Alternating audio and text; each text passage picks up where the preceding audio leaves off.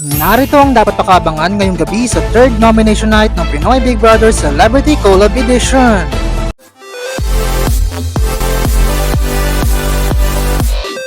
Sa panibagong linggong pananatili ng mga housemates sa loob ng bahay ni Kuya ay madami nga ang naganap at hindi nga maiiwasan ng mga hindi pagkakaunawaan sa loob ng Big Brother house. Kaya naman dumating na nga ang oras ng pagbibigay ng puntos sa bawat isa, kaya ngayong gabi pangalanan na nga ang ikatlong set ng mga nominado.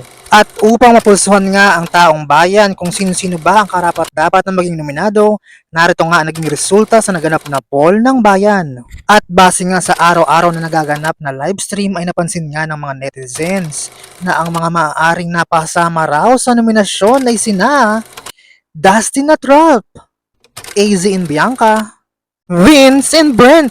At kung totoo nga ito, sino-sino pa kaya ang mga makakasama nila? Kayo, sa tingin nyo, sino-sino ang mga mapapasama sa listahan ng mga nominado? Abangan yan ngayong gabi sa third nomination night ng Pinoy Big Brother Celebrity Collab Edition. For more videos, just don't forget to like, share, and comment, and don't forget to subscribe!